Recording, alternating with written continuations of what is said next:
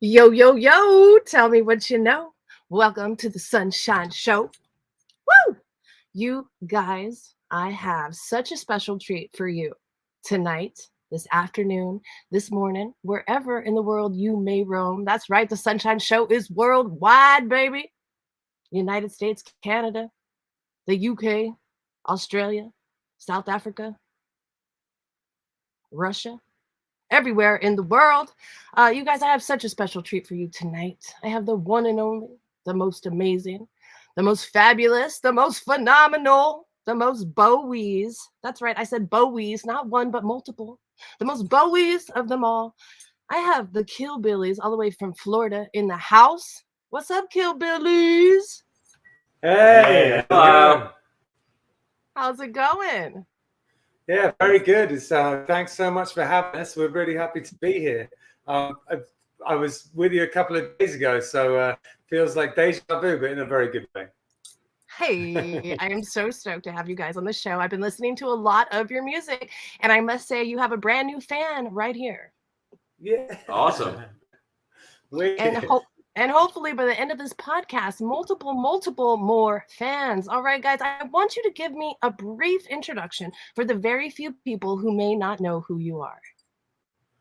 So, Kilbillies is a folk and roots band from South Florida. We've been together for a really long time, since about 2010, but this current iteration of the band has been going for about 5 years.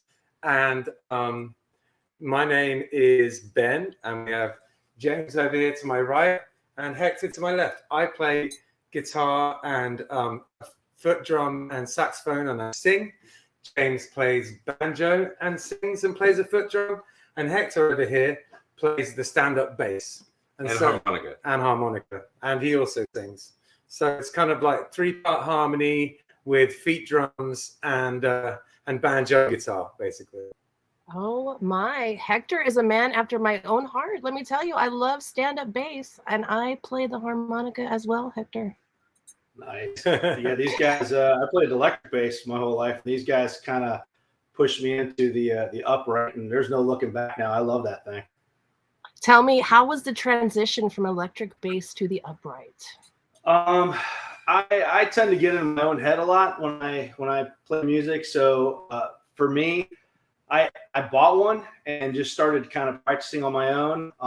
The guys kept pushing me, just bring it out to a gig, bring it out to a gig. And I kept saying I wasn't ready. And I don't know, I brought it out, and somehow miraculously I made it through that gig, and then I made it through the next one and the next one, and I've just been getting better and better. And we told them to never bring the other one again. Right. I've just been learning new things. But I mean, it was a little bit of a transition. I'm not a big fretless bass player, so that alone was a transition for me. Yeah, he's done a great job. So it's a little bit of a tradition in Kilbillies to find electric bass players and try and persuade them to play stand-up. And I have to say, as that has gone with the band, Hector is by far and away taken it and run with it. He's the best we've ever had. We're so lucky to have him. He can slap on there, and he's got the bow out now too. He's doing all sorts of cool stuff. Has a super cool black bass. I mean, it's just really awesome. And the stand-up bass for us, because we don't have a drum kit, it really kind of like binds the band together. It's this big kind of central focus that you have on stage, and it's very comforting to have it there, honestly. Absolutely. So, Hector, do you do any cool tricks like set your bass on fire or anything like that? I do not. I keep threatening to do it, but I think if I came home and told my wife that I needed to buy another upright bass at the tune of several thousands of dollars, that would probably be a problem in my house. So no, I mean, the latest thing I started doing, I was doing slapping for a little bit. The latest thing is, as Ben mentioned, I just started using a bow now for some droning notes and things. So I do that, but nothing. I'm not doing any circus tricks or anything. No, and also let's not forget that Hector is an incredibly tall man. He's like 6'6" or something. So if he jumped on that bass, it would just snap like driftwood. So that's not going to work out. Probably. This is where we call in the reinforcements, guys, because what an optical illusion, what a great sight it would be to see Hector jump on top of that stand-up bass. It's true. I do agree. It might happen. It might happen. Yeah, exactly. We'll get it going on at some point. Another idea that we've had is for us all to switch instruments in different songs. So that's coming. That's in the pipeline. You know, where we're actually going to be doing it this St. Patrick's Day. James is going to switch to stand-up and Hector's going to switch to guitar. The way that we used to do that previously was we'd have another electric bass that James would play. But now we're just going to keep the same instruments and rotate. Yeah, now I'm just going to switch to playing upright bass. Right. His 6.5 foot tall. Right. I'm only 5'7". Right. So it's like, So we'll get James a stool. Yeah, in fact, James, he could be the one that climbs up on it. right. I'm like a spider monkey. I'll be all over it. There we go. Let's see. Douglas Poole, all the way from Florida, in the comments saying he can build a flaming stand-up bass, guys. See, now I'm going to reach out to Doug.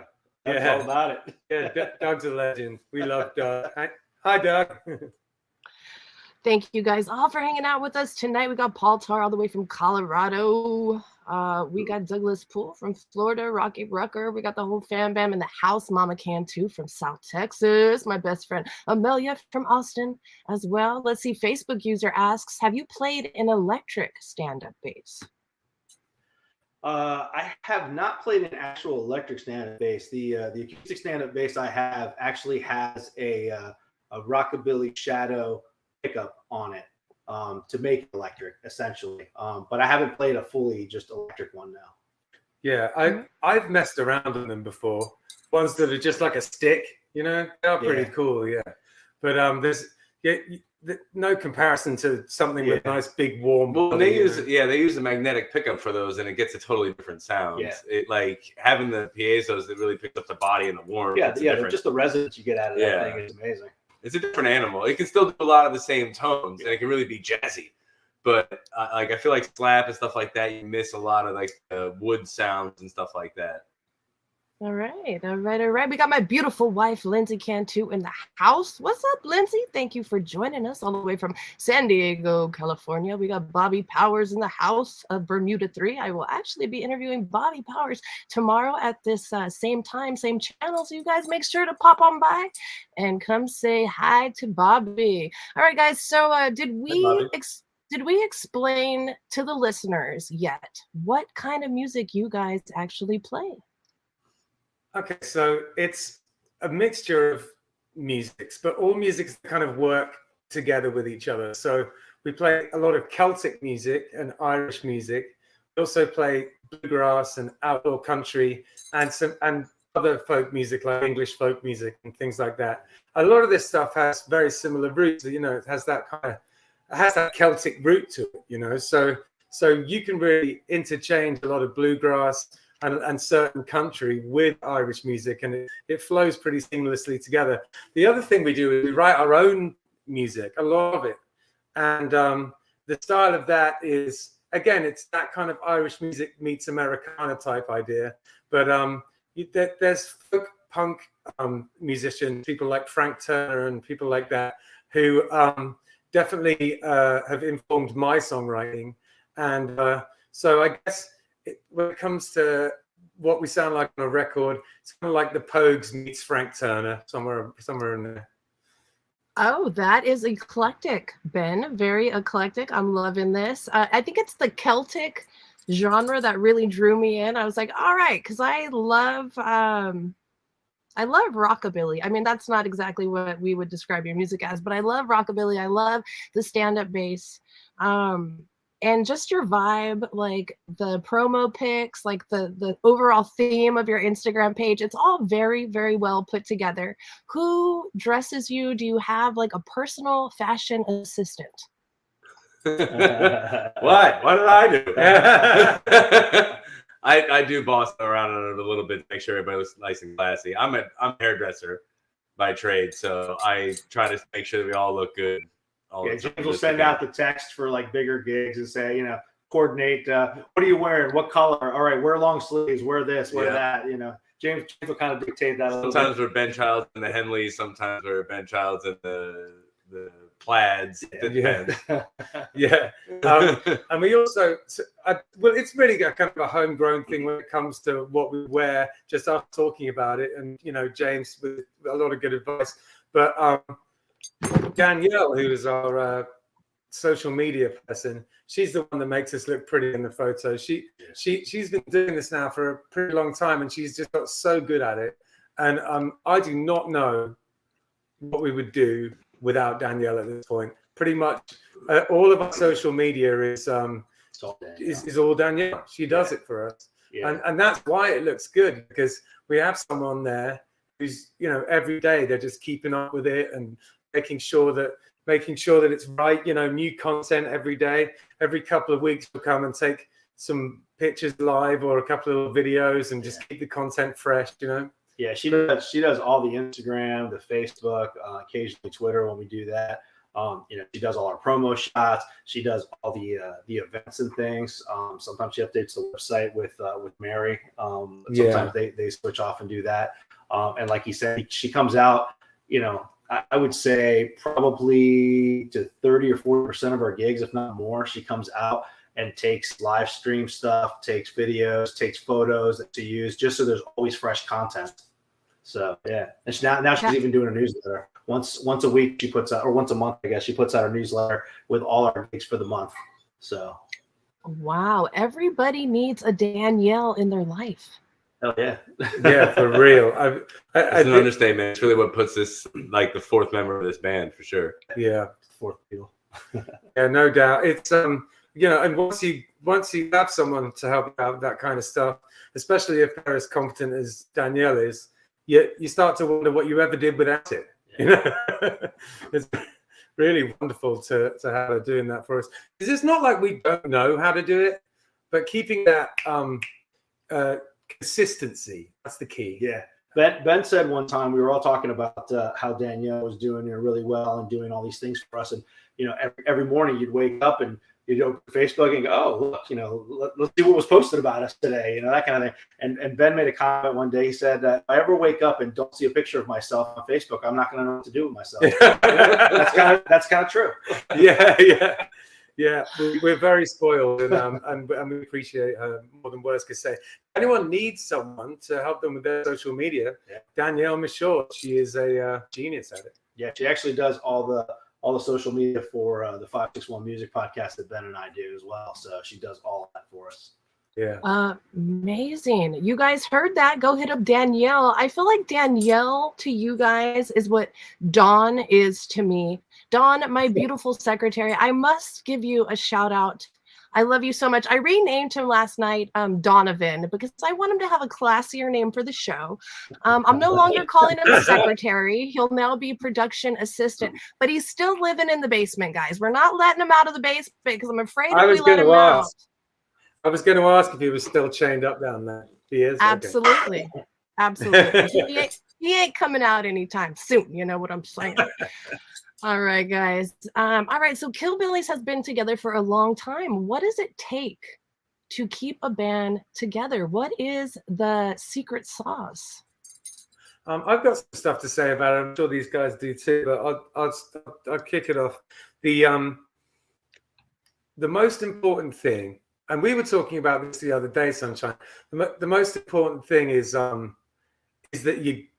you get on a very fundamental basis. That you want to spend time with each other as a band, because that you can't buy that. You know, that kind of camaraderie, that kind of brotherhood that you start to develop. It's what's required, because you know it's not like if you're pursuing something in the arts that you're necessarily expecting to become fabulously wealthy or anything like that. So it's a labor of love, and in order to do something that is a labor of love, you have to have a crew there. And honestly, I was saying this the other day too, but I definitely believe it. So you can always teach someone how to play a song, or you can help them to learn how to play music. But you can't teach someone how to not be a dick. You know, like if someone's just, I mean, you can a bit, but not as well. We've been trying to teach James for a while. But yeah. And so we're just really lucky that we all get on. It's mutual respect, quite honestly, is the thing. And that takes work too, you know. That mutual respect takes work. You have to, it takes work for me. You have to make sure that you're doing what you should be doing, and you respect everyone else's time. Well, and everybody's got their job, like that they do that, like helps out in some way and has to put something forward to it. Everybody has to put something to it. You know, not everybody always writes, not everybody always does social media, not everybody always does everything, but all together we have to get it done. Yeah. So Okay. I mean, at the end of the day, though, like all of that aside, and yeah, it takes a lot of hard work to be in a band, especially a working band. We're playing, 2, 3, 4 nights a week. It takes a lot of work to be in something like that. But at the end of the day, it really just has to be fun. You have to be in a band with your friends, and you have to be friends before anything else, and you have to have fun with them. I mean, I can't tell you how many times, and it happens a lot, where I get to a gig and I'm moping around and I'm like, man, I just had the crappiest week or the crappiest day, or I'm not feeling well. And about 3 songs in, I am just grinning ear to ear and bouncing around and having a great time because it's just fun. It's not even work. It's fun. Yeah, exactly. And if you can still be having fun with your music after years of playing 4 times a week, that's a good sign, you know? So I really feel, I feel very blessed to have fallen into this situation. I've been in bands before where the dynamic was bad, and it's hard work. I've been in Kilbillies before where the dynamic was bad. Exactly. Yeah, this band has always been as happy as it is now, but it is happy right now, and that's a game changer. You know, the fact that we all look forward to seeing each other, and when we went on tour, we all had a great time, and when we play festivals, it's like we all kick around together. We're friends, and it goes a long way. What's funny, the band, as Ben said, in different iterations of it, has been around for a little over a decade. And I've said this to Ben before. I remember well before I knew James and well before I knew Ben. I remember going to O'Shea's one night, as a local pub here, and just happened to walk in, wanted to grab a beer with my wife, and it was probably 10, 11, 12 years ago, whatever it was, and Killbillies was playing. And I was in a cover band at the time, and it was fine. We were playing some gigs here and there, whatever. But I actually was listening to the music, and that's not even my scene. That's not even my kind of music that I normally would listen to. But I'm listening to it, and they're all having this great time on stage. I actually leaned over to my wife at that time and said, "Man, this is the kind of band that I want to be in one day." Fast forward now 10, 11, 12 years. Somewhere along the way, I happened to meet these guys, and I happen to be in their band now. So, see, that's when we say manifestation is key. All right. Yeah. Oh, for absolutely. Sure. For sure. All right. I interrupted somebody who was about to talk. Who was that, James? We're talking about what it takes to what it takes to keep the band going after all these years. Got any wise words on that subject? It really is just enjoy it. It really is. I mean, that really comes down to that. It's enjoying the time, enjoying creating something, putting something together. For me, I love putting out original music in general. It's fun to do covers and stuff like that. It's fun to do covers in our own way. Original music is what makes it fun. You put out something that you're proud of when you're done with it. It sounds like what you want it to sound like. Our album sounds like us. It sounds like us when you come to see us. We went out of our way to make it sound exactly like that. It made us nuts, but it made us work it so that now when we listen to it, it's like, yep, that's what it sounds like. When we make our sound when we're out live, that's what sounds is. Yeah. Yes. Ever since I've been a kid, I've had a strong drive to create music, make music, and the good thing about where Kilbillies lies with all of that is we do write our own songs, we do record our own records, we do push and plug all of our own original material. But by the same token, we can happily play 5 or 6 hours of covers if we have to. We know a lot. We know a lot of music, and it opens up a whole world of different types of shows we can play. We can play 20-minute kind of original slots supporting big band, or we could go and play in a bar for however long they need us to play. We've played 12 hours Yeah. like all day long. Yeah, we did for it St. 12. Patty's Day. Yeah. We just kept switching instruments and restarting the songs we knew, and Yeah. eventually we had someone like a fiddle player join us, and like we replayed everything again, all new again, because that was a fiddle player. Yeah. And it, you know, it's, you know, those days are exhausting, but at the same point, when you're done with them, you're like, man, I really tried a lot of crazy shit today when I was playing. So like, I learned all kinds of stuff to do. Yeah. It's usually about hour 7 when you start experimenting. Oh, you start doing dumb stuff. You're like, oh, what else can I play with? Yeah. Yeah. Jazzy. Yeah, totally. It's a really nice life. If you kind of just if you've got to make that step and be like, all right, this is what we're doing. You know, this is what you've got to commit to it. And then once you've committed to it, it's just about enjoying it, you know, and getting on with it, really. So a 12-hour set. I follow this guy, Rushad Ingleston, and he plays like the stand-up bass. I don't know what the hell it is, a cello stand-up with like the whole thing, but he's crazy. For his birthday last year, he did a 24-hour live stream, and I swear to God, I don't know how this dude did it. And he's just playing the whole time, you know? Wow. Probably no. I'm kidding. But you I know, want some of that. I wonder what the Guinness Book of World Records is for like the longest set for a band. Why don't you guys go out and like fulfill that, you know? Yeah, why did you say that? Now we have to do it. Oh, my hands are gonna hurt so bad. Hey, we're making shit happen here today, folks, on the Sunshine Show with the Killbillies, all the way from Florida. If you guys have any questions, comments, suggestions for Killbillies or myself, drop them there in the comments. We'll get to them as soon as possible. Let's check out these comments really quick. We have a lot of people in the house hanging out. Let's see. We got Randy Ramirez. What's up, Randy? We got DJ Fab all the way from Kingsville, Texas. We got Burke of Forsyth Imaging from Arizona. We got Leaf Arrow from Oregon. We got Randy Nicholas. Are you still in New Zealand, Randy? Where are you these days? We got Crazy Kid Gaming is awesome, aka Orion, all the way from Austin, Texas, and my bestie Amelia. Yo, yo, yo. We got Justin in the house. Your good buddy. Yes. Let's see. From Live Music Community, if you guys missed that live stream, we did that, I believe, on Monday, and it'll be uploaded on the podcast as soon as possible. I am like 100 shows behind on that, but I'm getting there. Dawn is not helping. All right, let's see. We have a question. I got to give them more ketchup and mustard packets. All right. How do you guys typically deal with the static that happens when on tour, when working through new material? You really just have to kind of bear with people. Like, we don't really have that much static. We've had our issues here and there, like when we were recording and crap like that. But in general, it's like, because we have a respect for each other, no one gets butthurt over any of it. So we just kind of like just make it sound good. We all know we're all trying to make it sound good. I don't know. We don't tend to have that much of a static with it, thank God. Yeah, I think that there's a certain amount of we all three of us kind of know what we're good at too, and there's certain things that one person might be better at, and certain things that someone else might be better at, and it's about having the presence of mind to let someone do what they're good at, and not kind of be too much of a control freak about it.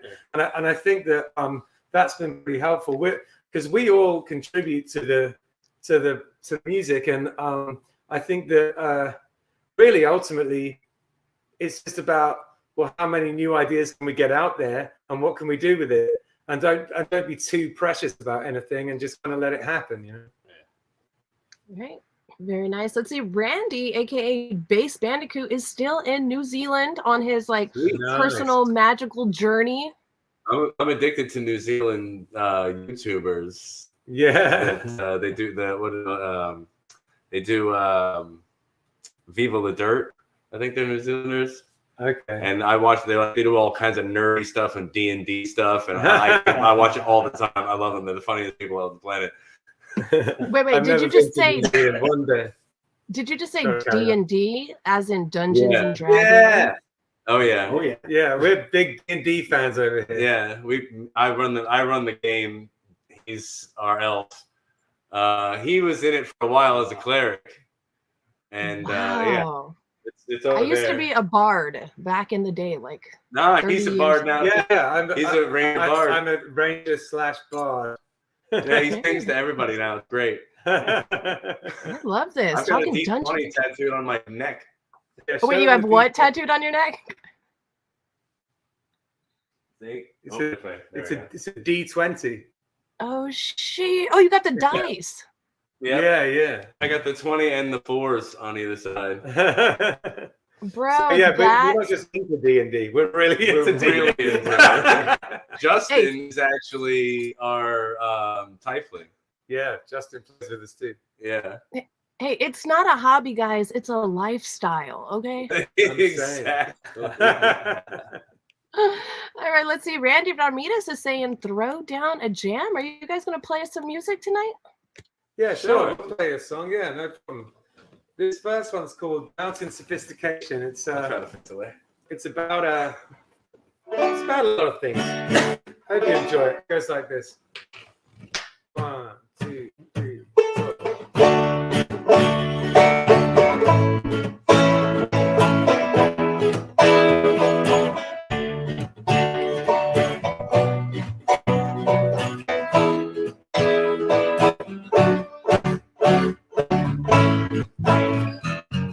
Might not all be pretty,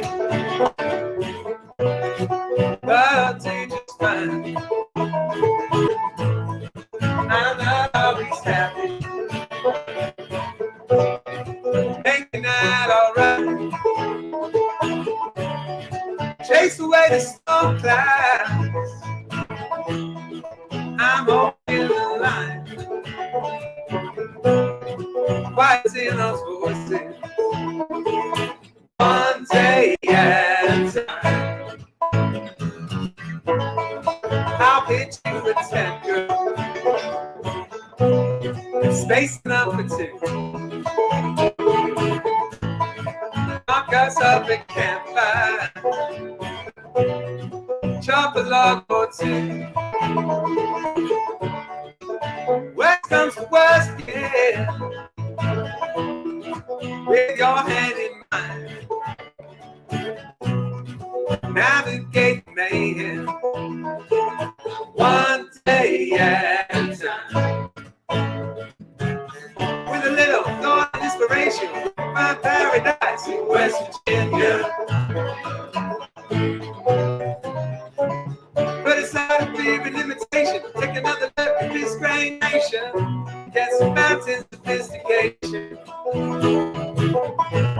Ain't nothing gonna stop us. War or fire or flood. 'Cause when you don't need nothing, take nothing from us.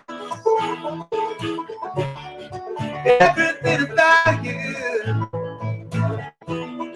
is in those bright blue eyes. Make it through together, one day at a time.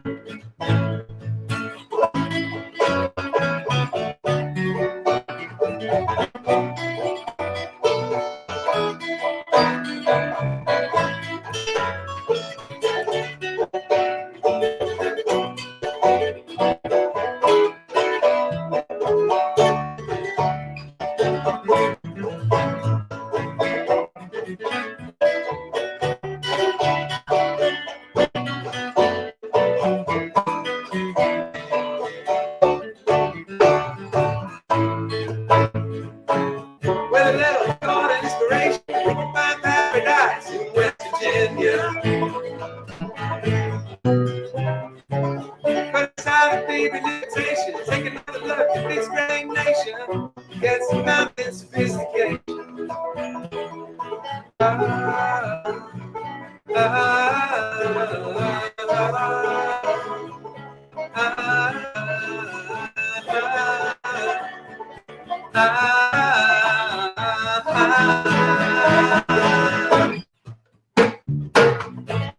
Ain't nothing gonna stop us. War or fire or flood.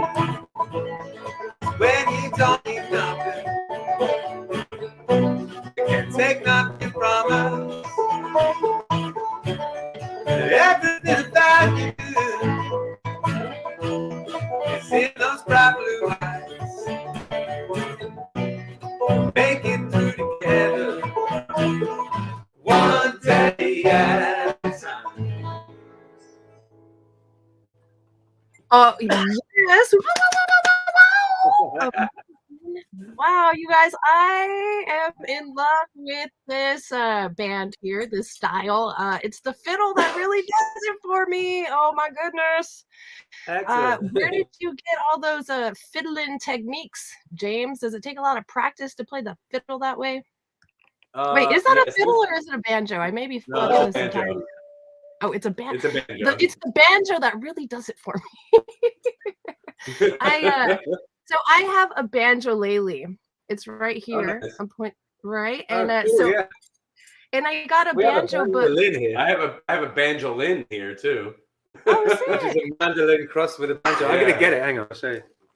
Hell yeah, you guys. I want to talk a little bit about your songwriting process. Is there one of you that initiates, or do you guys all kind of bring, ideas to the table? Oh, hell yeah, We all that bring is so different- dope. Right? It makes it more mandolin more twangy Yeah. and more bright, which is unimaginable. Yeah. Wait, with what is it? your- A mandolele? Is that what you said? It's a mandolin and a banjo. So you could call it a banjolin. You could call it a manjo, which is pretty hilarious. Very tiny. Yeah. Wow, we do all you bring play ideas that? to the- Huh? Sorry, do you play that He on can. stage? So every now and again, I can play it because I can play the mandolin, and it's tuned the same as a mandolin. So I haven't Very- spent much time on it yet. Eventually, I want to. That's why it's here. I just haven't had the time to commit to it, honestly. yeah, Does he read? Getting back to your thing that you were saying about songwriting. We all bring ideas to the table, and then we'll jam them here, and then we even workshop the lyrics. Quite a lot of the time, I'll come with a lot of lyrics already done, but then we'll just kind of figure them out. We'll knock off all the rough edges and talk about how we can make it make sense better and what words, just punch it up a little bit. We do a lot of that just all together. So it's a real group effort. There's a lot of sort of themes I will really want to try and get across in stuff I've written.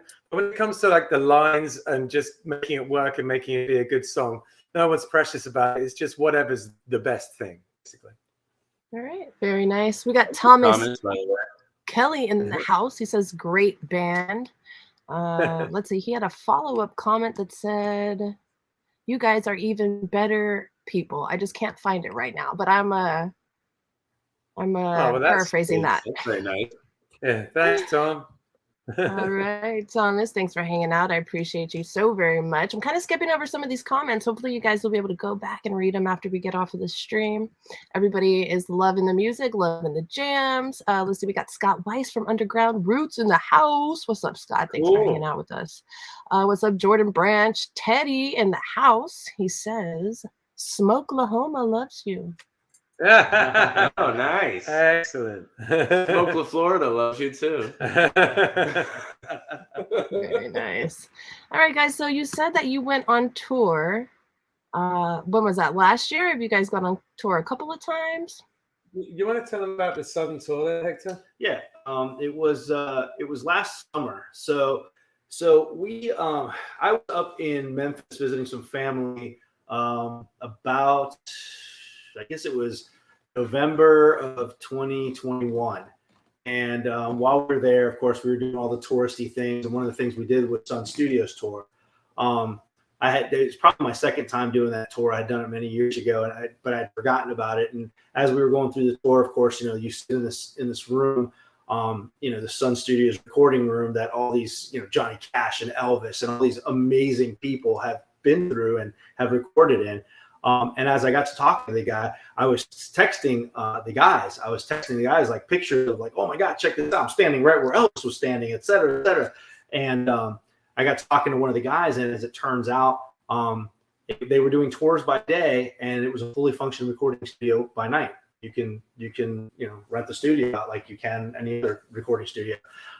So I, said that to the guys almost in passing, like almost joking, like, oh, we should come back up to Memphis. And so that kind of became a thing. Like we said, oh, hell yeah, let's do it. Let's book some time there. And so we did. We booked time at Sun Studios for the recording.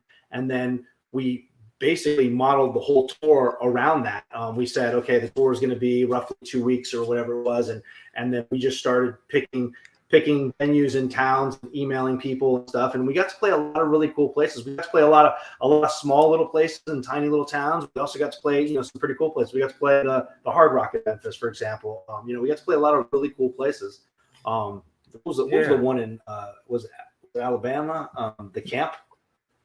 That was fun. That was a cool place. It was like an outdoor venue. That was really fun. It was a lot of really neat places. But yeah, I mean, we got to play all these cool places. We got to see a bunch of places, meet a lot of people, and then we spent 3 days in the recording studio, or 3 nights, I guess, in the recording studio. We would show up about 6 o'clock, and we'd leave about 3 or 4 o'clock in the morning. Yeah, because it starts like after they finish everything. So like you gotta we were practicing all day, and then going there at night, and then just playing all night, and like it was rough, but it was fun. It was rough but fun. It really pushed our like abilities and how much we gel as a band. It was so great for all of that.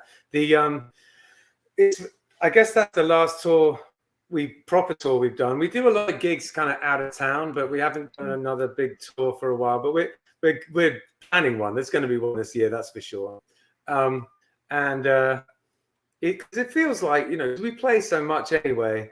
It feels like we're almost on tour all the time, to be honest with you. But the getting out of town is where it's at. That really far out of town. That's how you get new followers and new fans and things. So that's we're going to go somewhere good this year. Maybe just do another one of the South, because it double down on the progress we made last time. That would probably be the wisest thing to do. Yeah. But then the most fun thing to do would probably just go somewhere completely different.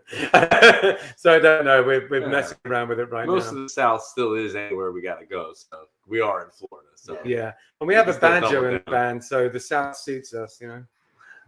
Very nice. California is a nice place for the banjo too.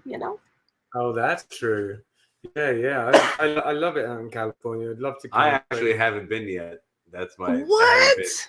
Yeah, I know. James, what have you been doing your whole life? I was afraid I'd never come back. It's possible. That's what happened to me. I literally left Texas for like a 2-week sabbatical, and I moved to Santa Cruz, and I never looked back. I've been here 12 years now. Yeah. Is it could you after this, could you give us a few hints about good places for us to play? And then we'll start that building tour. Oh, yeah. Cool. I got you guys. I got you. That's awesome. All right. Let's see. We got Facebook user here. He says the almighty banjo is like the bagpipe of guitars. The drum that those strings resonate, though, is so refreshing to hear. It is. Yeah. Thank you. Yeah. All right, Justin. Justin wants to know, Ben, where's the hurdy-gurdy? I'm gonna get it. I'll show it to you. I can't play it. It sounds terrible because it's not tuned yet, so you can't do that, but we can show it. Yeah, literally just got out a few hours ago. Yeah, I was nerding out about it. He was setting up all this geeky stuff, and I was just like playing with it and looking at things. It's some things I just did not expect to be. Will one of you please give us the story on the hurdy-gurdy? It sounds like a giant cat at the moment, but once I've got it going on, it's going to be great. You wind this, and then you play the keys here, and it's the coolest instrument on planet Earth. I've wanted a hurdy-gurdy my whole life since I was a little kid, so I'm just so stoked. It came today. The reason I'm holding it right now is because it came in the mail today, and it was delivered to my house, which is quite far away from where we're sitting right now. So I had my brother-in-law drop it off at my work so that I could mess around with it, and he did, which is very kind of him. So here it is. This was Ben's new hurdy-gurdy, handmade in Poland. Yeah, handmade in Poland, because there's no such thing as a mass-produced hurdy-gurdy. They just don't exist. So now, are these? Sorry, go ahead. So you have to get them made for you.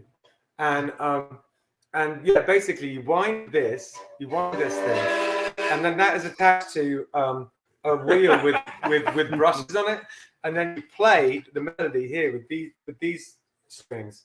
I'll see if I can. It's going to sound stupid, but you'll get the idea.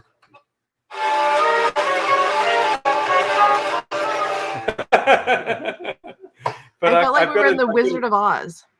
Yeah, I've got to tune it. Once it's tuned, it sounds amazing. If anyone is interested in listening to Hurdy Gurdy, listen to a guy called Nigel Eaton, Nigel and Eaton. Nigel Eaton.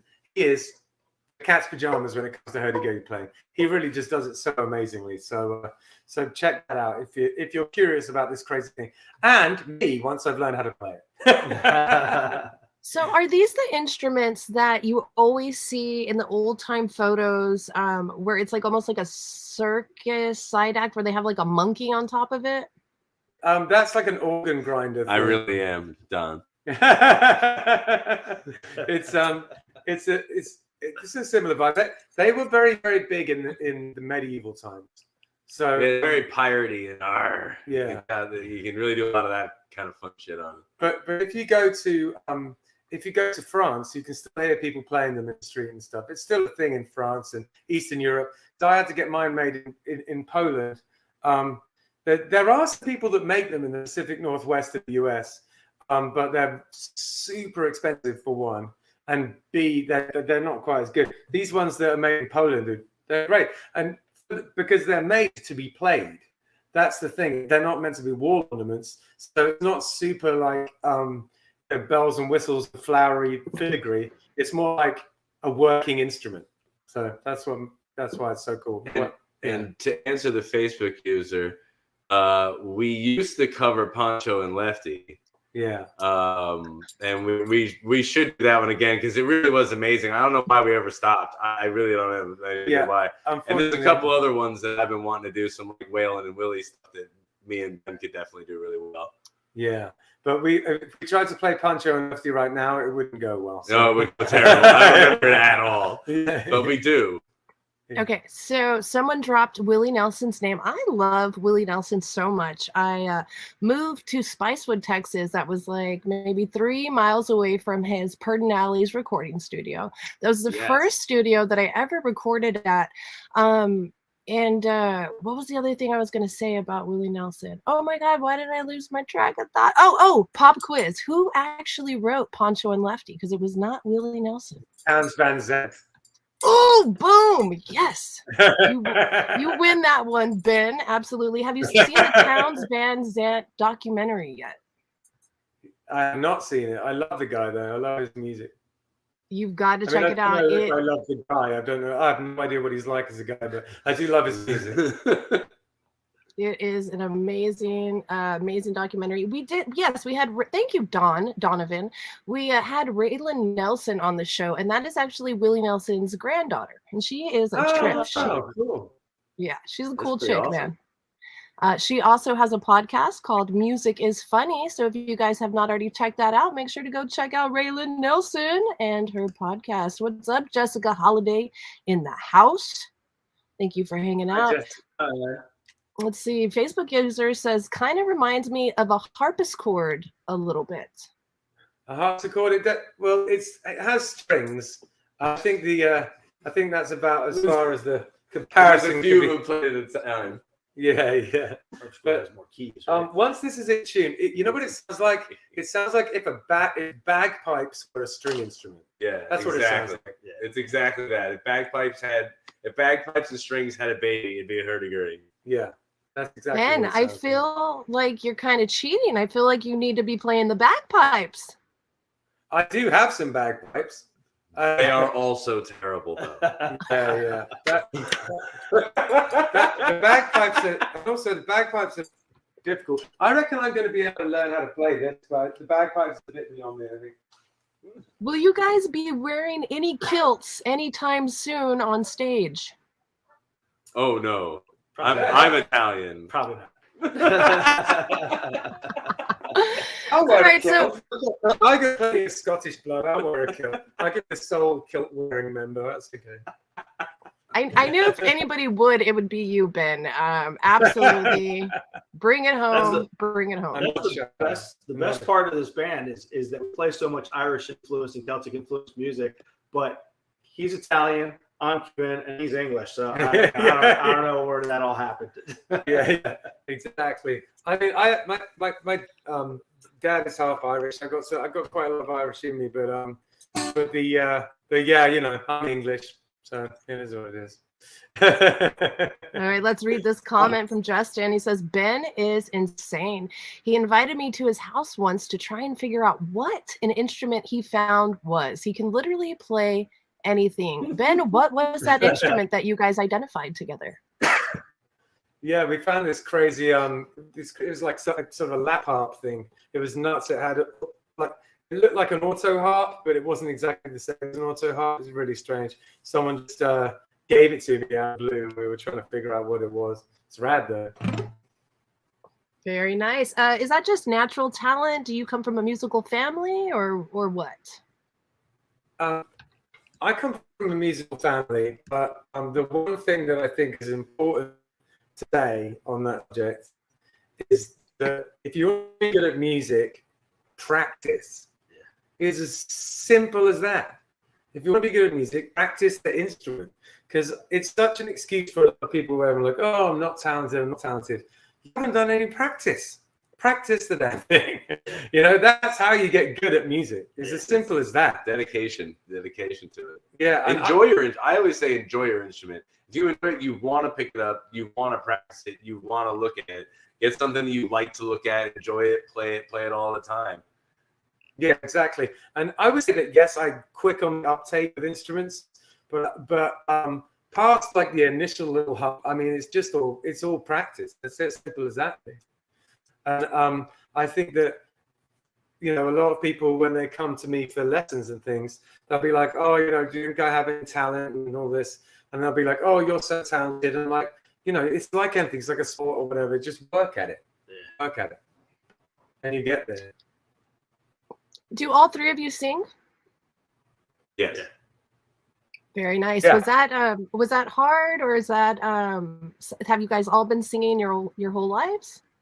Well, Hector has just an amazing ability for singing a third above anything anyone sings. Yeah. It just kind of pops out of him. Yeah, I just enjoy doing harmony, so harmony come easy to me for some reason. I don't know. Yeah, and James is the singer in his other band, BFD, in two other bands. There's a band called Euphoria with Justin and also BFD, and he's the main singer in that. So James has got a really strong voice too.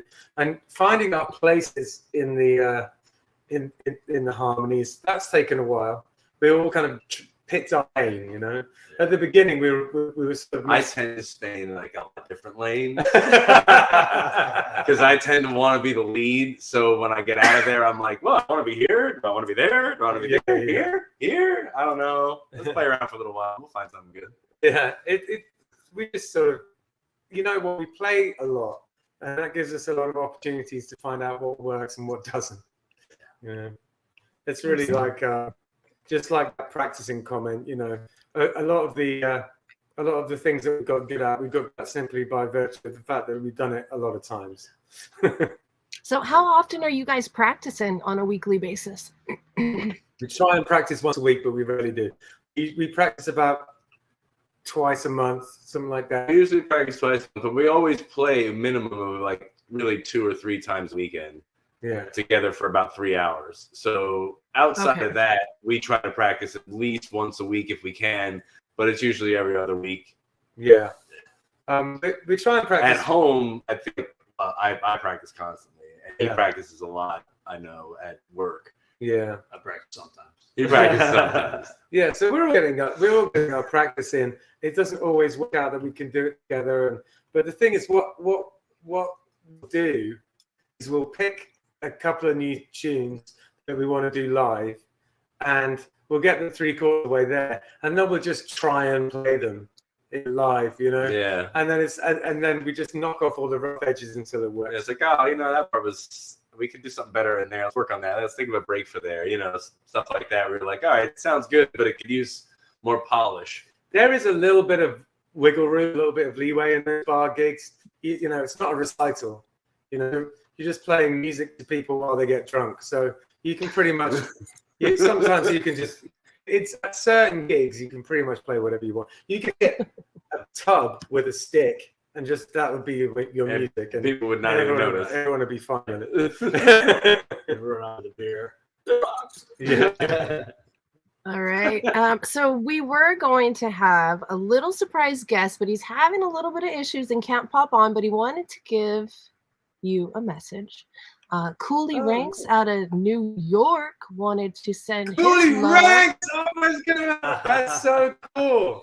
Because Cooley's my boy. We were on his show recently. Were you really? Yeah. Yeah, a couple months ago. Yeah. Very nice.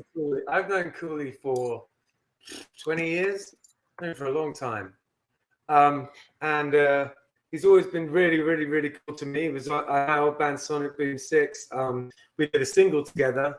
Actually, Cooley, if you're listening to this, I've got some new Scar tunes and I'm going to send them to you, see if you're into helping me out with them, because me and my buddy think you might it might be up your alley.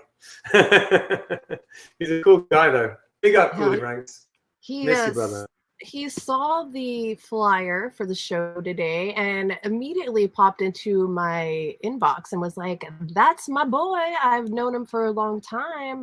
He had a lot of good things to say about you and your band and your old band from the UK, and nothing but good things to say. Oh, that's awesome.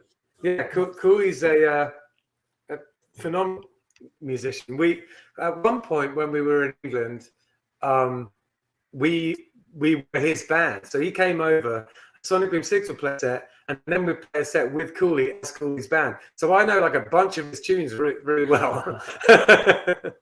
Very nice. Very nice. All right, Cooley Ranks, we love you. If you guys... How do you know Cooley, Sunshine? I know Cooley from a friend of mine named Jeff Pliskin of Raised Fist Propaganda. If you guys are not already following Raised Fist Propaganda, make sure to do that today. So now I model for Cooley and the Pilfers, and he actually came on my podcast a while back too, and that is uploaded.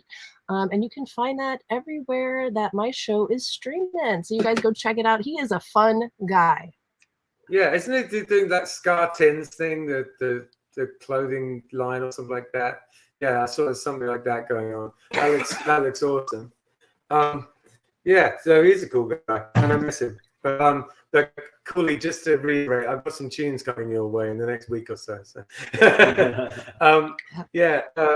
Talk about other things that we do. Hector and I, we run a podcast called 561 Music, and it's all about local artists, local music, and we spoke a little bit about it on Monday, but Hector wasn't here, so I figured we'd bring it back up, seeing as Hector's here. You got anything else to say on the subject of that, Hector? Not really, man. I mean, I watched the episode that you guys were on the other day. You pretty much hit the nail on the head. It was a little passion project that we started just to kind of put a little spotlight on the local scene here. As Ben had mentioned on your previous episode, Florida has this stigma for being an old retirement community where old folks go to die. It's just, they couldn't be further from the truth. Hey, stop talking about my clients. It couldn't be further from the truth, though. I mean, there is a seriously alive and bright and amazing music scene down here. Yeah. And so, Ben came to me at one point talking about wanting to do something like that. And I grabbed the bull by the horns and said, okay, well, we're doing it. Start next week. Let's do it. And then we did, and we just did it. And fast forward to now, we're about almost 90 episodes in. We've done a music festival with all local artists. We're about to do another one on April 1st. It's literally just that. It's a podcast, for local artists to have another platform, another voice, another place to get their stuff out there. And it's been great. It's been great. Just if for no other reason, it's been great because we've been making so many contacts and so many friends in the local music scene. Hell yeah. And I think that's the first step. It's always you just got to get started. You just got to do it. I don't think you got to overthink it, put too much thought. Just start and then figure it out. And that's the journey. Yeah, exactly. I agree with that 100%. Just got to get doing it. Just going to the gym. If you take a few weeks off, then you fall off it. But as long as you stay on the horse, you keep progressing. That's the trick. Okay, so we have had Cooley Ranks here in the comments the whole time. He is actually Facebook user. Thank you, Cooley, for hanging out. He wants to know where he wants to know where was your favorite venue. Why don't we start with James? Oh, I don't know. Give me a second. I don't think about that. You got a favorite venue? Oof. Yeah, if we're talking, like we play very regularly, down here within say like a 2-hour radius of us, we play very regularly. If we're talking for our regular gig, one of my absolute favorite places to play is Meg Malley's in Melbourne. Yeah. It's an Irish pub, but it's a very large Irish pub, and it is always packed, standing room only. They love us there. They sing along with us. We're not just background music. Like it's almost like putting on a little concert every time we play there, and it is just so much fun. We did New Year's there, and it was crazy. It was ridiculous. Yeah. So I would say that one of the places that means a lot to me down here is Propaganda in Lake Worth. Mm-hmm. It is a hole-in-the-wall punk place, but it's just through the years. I've had so many memorable nights there. I've played some crazy shows there. I've watched some completely crazy shows there. It's just that place means a lot to me for like more reasons than the PA is good or whatever. It's nothing to do with it. It's like the center of a whole culture down there in Lake Worth, really. If I talk about my favorite England venues. Again, I really love hole-in-the-wall punk places. There's a place called the Star and Garter in Manchester. That's my favorite. That's my favorite little punk pub in England. You have to go up. It's like a family run, and downstairs there's like a tiny little bar, and some sort of older folks just sort of manning the bar. And then you go up this wooden staircase, and there's just this beaten up room back there, and I just love those kind of venues. Take me to a 300 capacity punk venue over a 10,000 capacity venue any day. Absolutely. Yeah. Yeah, for me, like say on that same note, one of the places that we played, the BFD played on tour, was the Millhouse basement, and it was just the basement underneath. It was in Jersey, I think. Then it was a basement underneath this Irish pub. Yeah, and it was. I mean, you couldn't even if you jumped a little too high, you'd hit the freaking ceiling in it, and it was brutal, but it was super fun to go into. And it was just I don't even know how many people there were there, but it seemed like there was 10,000, it was just like so many people crammed in this little basement. Yeah. We played Justin something to you the other day about he was in a Nirvana tribute band, Kurt Cobain or something. I was actually the bass player in that band. And we played a place up in New York called the Pyramid Club, and it was a lot like you're talking about. It's the basement of another club. Yeah. And I'm 6'4", and I think the ceiling was like 7 feet. So I could feel like the hair on the top of my head. Mind you, we're from Florida. We don't have basements. Right. So it was a fake for us. We're like, whoa! It was just a one-way in, one-way out, kind of like tiny little crappy hole-in-the-wall wires going across the ceiling. I mean, it just didn't even look safe, but it was so much fun. Yeah. In terms of did somebody say basement?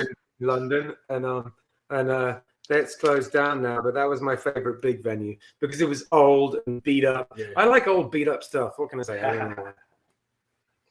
All right. Did somebody say basement though? I feel like that's the magic word, basement. Yeah. I should have like confetti or something that pops up when somebody says basement. I think that'd be like a fun trick. I like it. You should. All right, let's see. We got Omar Jimenez all the way from Mexico in the house. Omar, you got to check this band out. They're absolutely amazing, and their bass player plays the stand-up bass. Omar is an amazing member of Sunshine and the Bass Kids. If you guys are not already members of Sunshine and the Bass Kids, make sure to join today. All right, you guys. We've been going on for almost an hour, so we're going to start wrapping this up. I have a question for you guys that I ask all my guests. If you could throw a dinner party for any, let's see, 2, 4, I'll give you 2 each for any 6 musicians, dead or alive. So 2 for James, 2 for Ben, 2 for Hector. Who would those musicians be, and what would you serve at your dinner party? All right. Well, I chose some people last time, so I've got to pick different people this time, I guess. Let me think. Let's go with some of the originators of rock and roll, maybe this time. Go with like Little Richard and maybe an old blues guy, maybe like Howlin' Wolf. I'll go with that. Just so I could learn a little bit about the origins of blues and rock and roll. I think that'd be an interesting thing. What about you? Well, I would definitely have to go with Kurt Cobain. That is, Nirvana's hands down my absolute favorite band ever. And I think I would say Prince, except I know Ben said Prince on your last show. So I would probably, as a second or third, I guess in this case, David Bowie. Oh, there you go. That's a good one. Yeah, that's a good one. That'd be amazing. I think that'd be an amazing dinner. Mm-hmm. Yeah. What about you, James?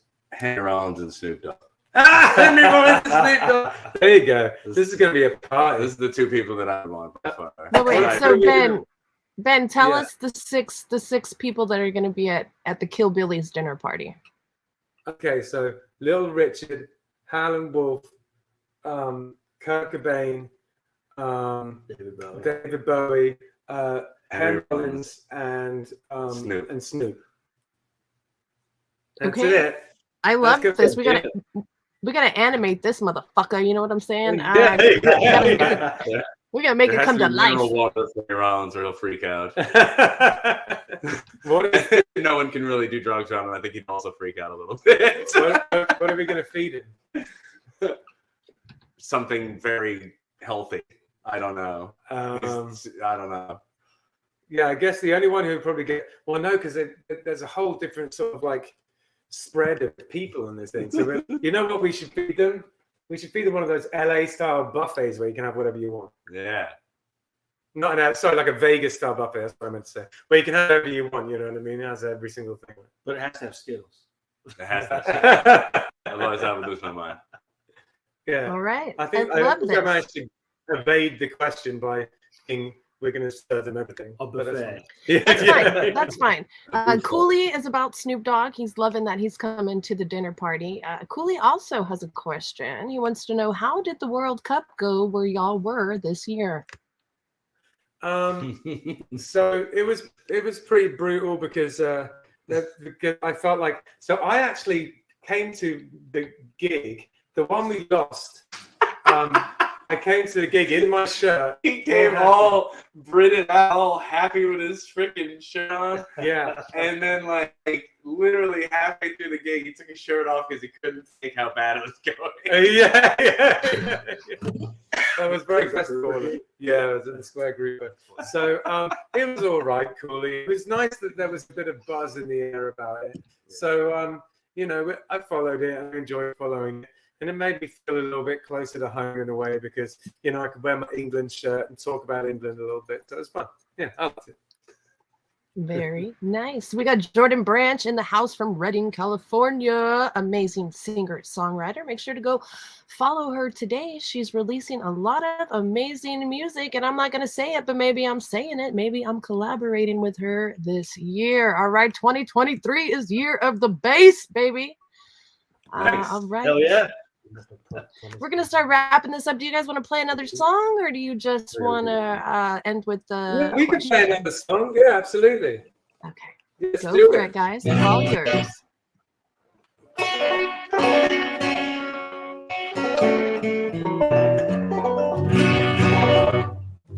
All right, we're doing Laura Barton. 1, 2, 3, 4.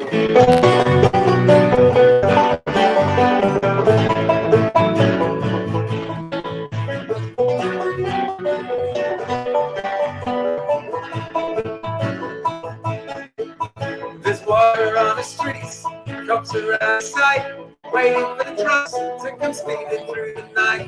There's something going on, tension in the air.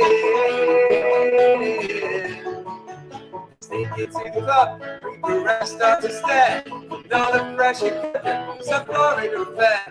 Sharks circling, think they can set it death. I'm safe with the Lord, on my breath, no food, no more. Love it all today, long-bodied man in the southern USA. Born with no more, all the traps they lay. Long-bodied man in the southern USA. I'm not playing. I'm not playing anymore. We spend so much time on the wrong side of the sea. Where to see you cruising like a lamp on my feet. But I'm learning super loud from the very depths of hell. Wanna pull me up, wanna waste the time. So simple and it's so walk in a straight line, no moving no more. Love it up to take, long body man, USA. Over with no more, all the traps they lay. Long body man in the southern USA. I'm not playing.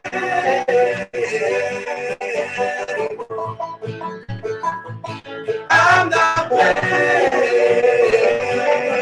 anymore.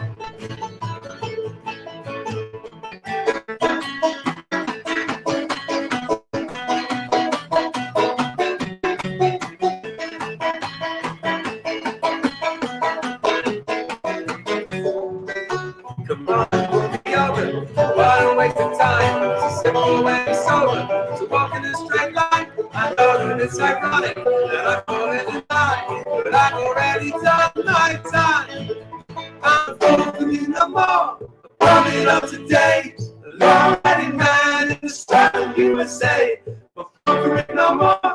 Home today, long-headed man in the southern USA. I'm not playing.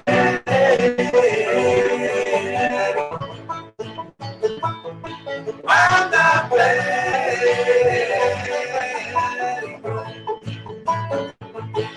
I'm not playing. I'm not playing.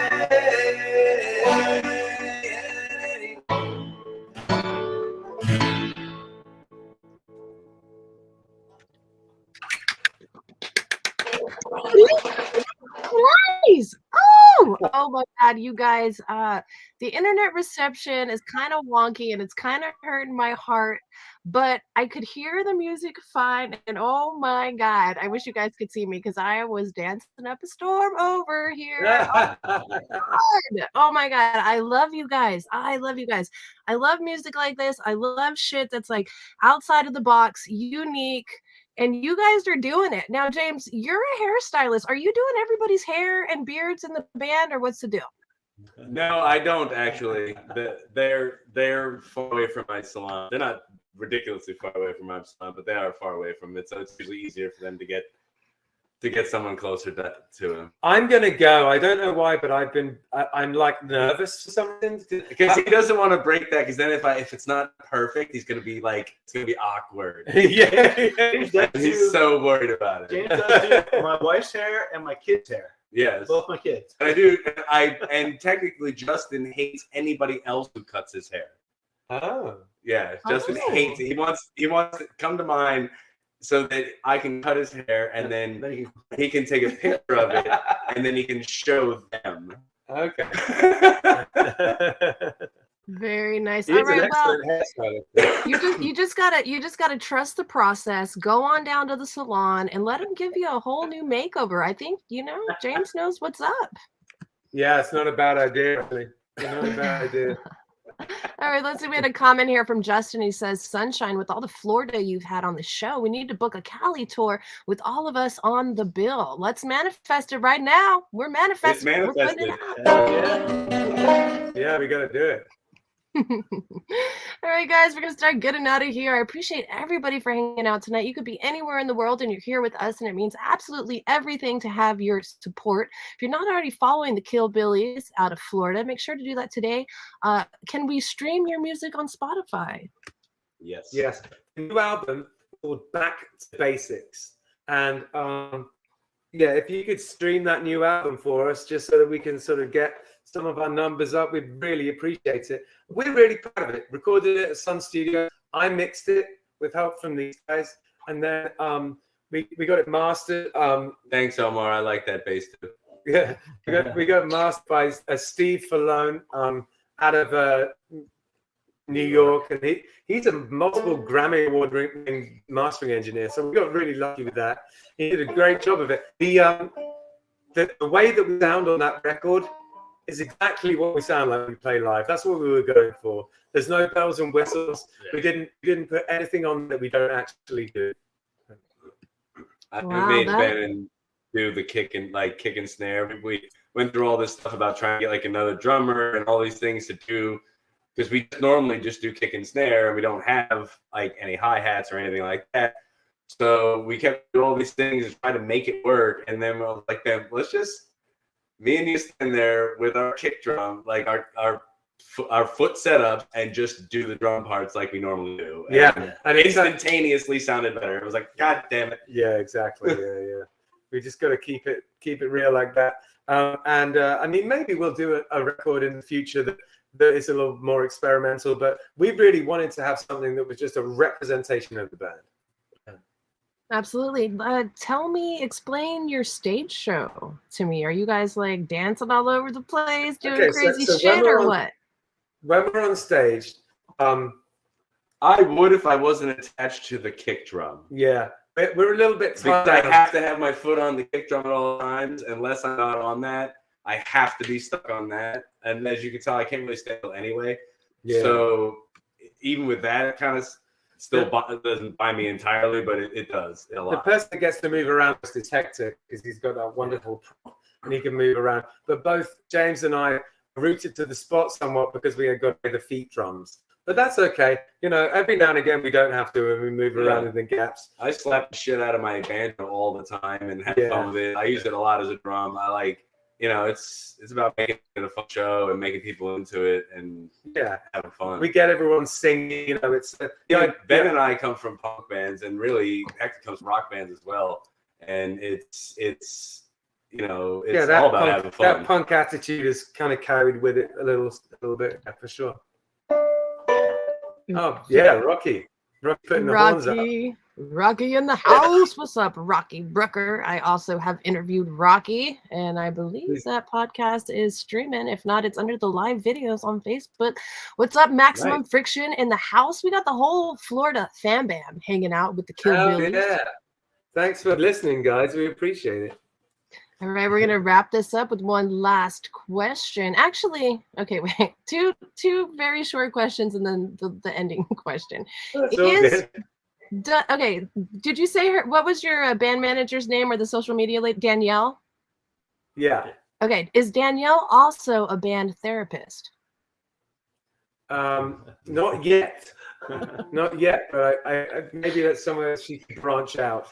I would say that Mary Mandel, who helps us with our calendar and stuff, it takes more of the therapy role. Mary has got me through some really tough times in my life, so props to Mary. Oh, props to Mary. Second short question is Hector, does he double as the band security guard? He is band dad, that's for sure. Yeah. No, actually, I feel like that ends up also going on to the smallest person in the band, because I actually was technically a cop. Yeah. James, if something needs to happen, the person who's probably the most handy is James over here. He's got that temper. He's got that Italian fire temper. You don't want to mess with him. And like I said, ex-military cop, so yeah, exactly. Yeah, someone's gonna do it. I'm probably intimidating to look at. Yeah, but he's just a bear. Yeah, I'm just a big teddy bear. I'm not even intimidating to look at.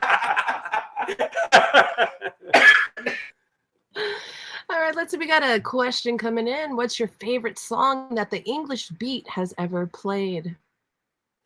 What's my favorite song that the English Beat have ever played? Well, I mean, one of my favorite songs of all time is "Mirror in the Bathroom." So I mean, it's that, you know. I know there's a ton of other songs that they've got, but that song has just always meant a lot to me. Always loved that song, so I've just got to say it's that. I know it's the most obvious one, but it's the truth. Very nice. All right, guys, last question of the evening. Could you each give me and everybody listening at home your best piece of advice? Let's start with Hector. Piece of like music advice? Any kind of life advice, music advice, whatever you want to give us. I would say just in general, if there's something you want to do, go for it. You know, what's the worst that can happen? You fail, you do something else. You know, do it again. You know, that's probably the most important thing in life is just if you want to do something, do it. Don't, you know, if you're afraid of failure and you don't do it, well, then you've already failed. So, I mean, just do it. And you know, again, the worst that can happen is you fail. You're never going to know if you don't try it. So, yeah, that's good advice. You got anything, James? Fake it so you make it. No one will ever question you. Truth. They've never questioned me brother. in anything Truth. I've ever done. And it always works. And to keep the scarf for coolly at the end, don't let the bastards grind you down. Don't let them drag you down. Mind the gap. And feel what you play, Cooley. Exactly, man. Feel what you play. That's great advice. The fact that we get to express ourselves for a living, we're some of the luckiest people on earth. It's fantastic, and I definitely don't take any of that for granted. A good piece of advice is if you wake up in the morning and you're in a bad mood, make a list of things that you're grateful for. I do that, and that's been very helpful for me. Excuse me. I love that so very much. And I love you guys so much. Thank you so much for coming on the show tonight. yeah. Thanks for having us. Go ahead. Thanks for having us. Oh, of course. Anytime you guys want to get on the show, just email my beautiful secretary, Don. He may or may not get back to you. I don't know what he's doing down there in the basement, but he's not managing the social media very well. Donovan, get it together. Donovan. I'm just joking. I love you. All right, guys. Do you have anything else you want to talk about before we get out of here?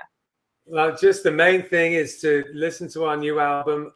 It's called Back to Basics. You can pre-order the vinyl. You can pre-order the vinyl if you go on our site, which is www.killbillies.net. If you go on there, you can find ways to pre-order the vinyl, which is in production, so it's going to be here pretty soon. And we've also got everything. You've got CDs, T-shirts, hats, all of that junk, all the standard band stuff. It's all on our website, so yeah, check it out. All right. Tomorrow we have Bobby Powers of Bermuda 3 hanging out, so I hope you guys come on back and kick it with us. Until next time, you guys, make sure to be kind to everybody around you. You never know the battles that everybody's facing. Try to keep a smile on your face and be safe out there. It's a dangerous fucking world. I'll say it again. Stay safe out there. It's a dangerous fucking world. All right, guys. On 3, we're gonna say bye. You ready? Let's do it. All right. 1, 2, 3. Bye.